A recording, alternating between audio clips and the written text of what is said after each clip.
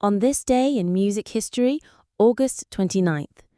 August 29th threads protest anthems, festival breakthroughs, and chart triumphs. From Edwin Starr's War roaring atop the Hot 100 to Miles Davis electrifying the Isle of Wight and Los Lobos carrying La Bamba to #1, the date shows how music can seize its moment, turning urgent voices and bold experiments into milestones that endure. War reaches #1. Dated August 29, 1970, Billboard's Hot 100 crowned Edwin Starr's War at #1, its shouted refrain and fuzz bass distilling anti-Vietnam fury into radio's bloodstream.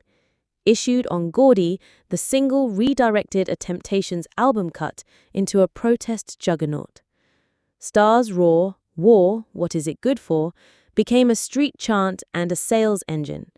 The chart capture demonstrated Motown's agility, proving topical material could dominate mainstream pop without dulling its rhythmic bite. Miles Davis electrifies the Isle of Wight. Taking the stage on August 29, 1970, Miles Davis brought his plugged-in band to the Isle of Wight Festival, projecting jazz-rock intensity to a rock-scale crowd. With Chick Corea, Keith Jarrett, Dave Holland, Jack DeJohnette, and Gary Bartz, Davis stretched electric grooves into expansive rhythmic swells.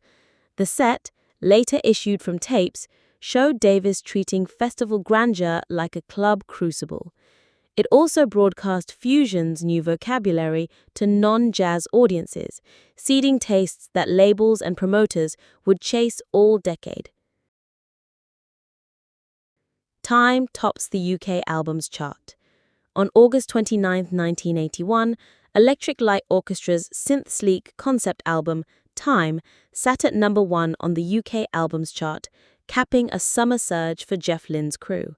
The set rendered new wave pulse with future shock storylines and yielded singles like Hold On Tight.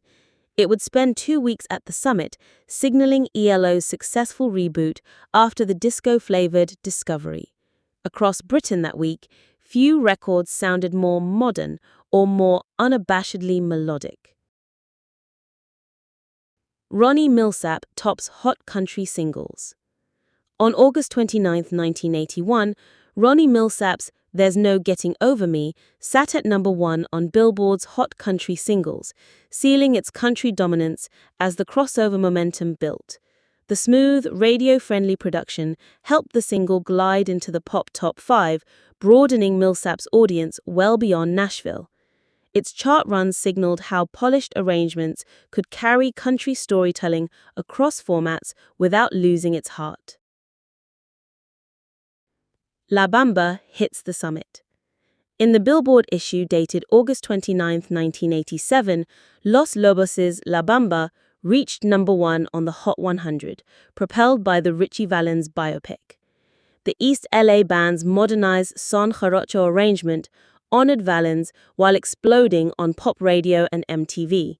Their version, cut with punchy guitars and tight harmonies, topped the chart for 3 weeks. It also widened the mainstream's ear for Spanish-language hits, a ripple that would gather into larger waves decades later. August 29th also brings birthdays across eras, from bebop to pop. Here are 6 who reshaped the soundscape in their own ways. Charlie Parker, 1920, bebop architect whose improvisational language transformed modern jazz. Michael Jackson, 1958, pop innovator whose voice, visuals, and grooves redefined stardom. Gigi Allen, 1956, transgressive performance artist, emblematic of transgressive performance art. Liam Payne, 1993, One Direction alum turned solo singer-songwriter and collaborator. Taken together, August 29th maps how music channels urgency and reinvention, from Edwin Starr's protest cry to Miles Davis pushing jazz into rock arenas, from Los Lobos lifting a Spanish-language anthem to #1, to birthdays that span Charlie Parker to Michael Jackson. The date shows how new sounds can break barriers and reshape the cultural conversation again and again.